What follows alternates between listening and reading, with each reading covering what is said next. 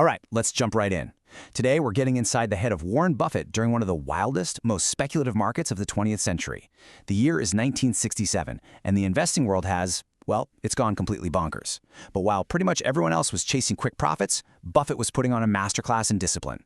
And you know what? His playbook from back then is, frankly, more relevant today than ever. And this is how Buffett himself, in his own words, described what was going on. It's such a great image, isn't it?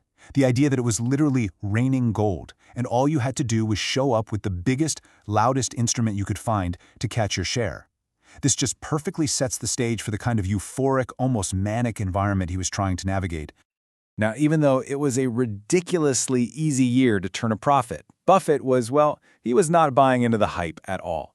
He saw the market getting hooked on what he called speculative bonbons. You know, these investments that were sweet and tempting on the outside, but totally empty calories. Pure junk food for your portfolio. And look, this wasn't just some vague feeling in the air. The numbers were crazy.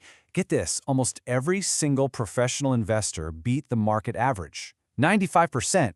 When winning gets that easy, it's usually a giant red flag that people are taking on huge, invisible risks. For a disciplined guy like Buffett, this was a really tough place to be. I just love this quote because it shows you exactly where his head was at. He's watching all these younger, super aggressive managers make a killing on these wild bets, and he literally felt like a dinosaur. He's saying, philosophically, I'm an old man in a young person's game.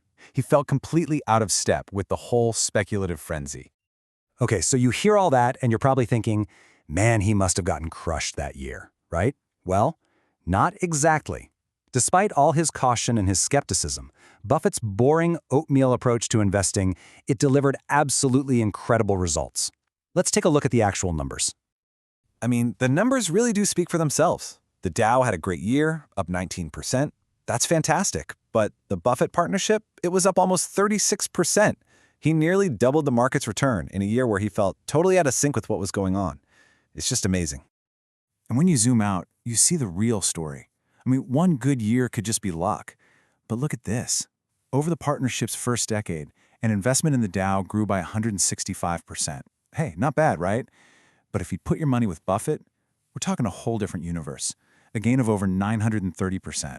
This was not luck. This was a system. And here it is, the classic Buffett move. Just when his partners are probably popping champagne corks, he immediately taps the brakes. He calls these mind-blowing returns minor thrills and tells them, hey, hold on, we need to look at the quality of what's happening out there, which he saw as deeply troubling. And this right here, this is the whole key to understanding his mindset. He basically said that while the rest of the market was getting fiscally flabby, binging on these speculative bonbons, his partnership was going to stick to its boring, nutritious, but incredibly reliable oatmeal. It's a perfect metaphor for his entire philosophy. So what exactly was in this oatmeal? You got to understand, Buffett's portfolio wasn't just one simple strategy. It was a really carefully built mix of different approaches. So let's break down the three main categories he used and see how each one actually did. So here's the breakdown. The portfolio was split almost perfectly into three buckets. You had controls, which were businesses he owned a majority of, generals, which were the undervalued stocks people usually think of, and then workouts, which were special situations. Each slice had a very different job to do. First up, we've got the workouts. For years, these were his go-to for steady, reliable returns. The idea was pretty simple: find a merger or some other corporate deal that's been announced, bet on it actually happening, and then make a predictable profit no matter what the stock market was doing that day. This was supposed to be the safe, boring part of the portfolio. But guess what happened in 1967? The sure thing was anything but. The entire workout category returned less than 1%. As Buffett himself put it, the streets were filled with upset apple carts, and they were his apple carts. It was the absolute worst performance for this category in the partnership's history. All right, next up, the controls. Now this is different. This is where Buffett wasn't just buying a little piece of a stock, he was buying entire companies, or at least a controlling stake. Think of a textile mill called Berkshire Hathaway.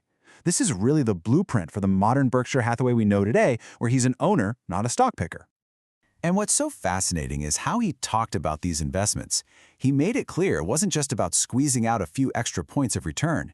He said he equally valued things like pleasant personal relationships with high-grade people.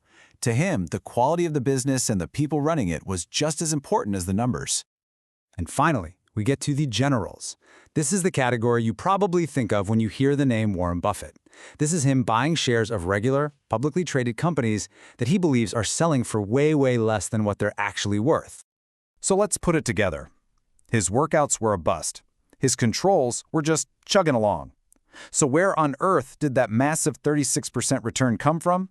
It came from right here. The generals didn't just do okay, they returned an absolutely jaw-dropping 72% in 1 year. This was the rocket fuel for the entire partnership. And here's the kicker. This is the part you really need to hear. This insane success didn't come from 100 different small bets.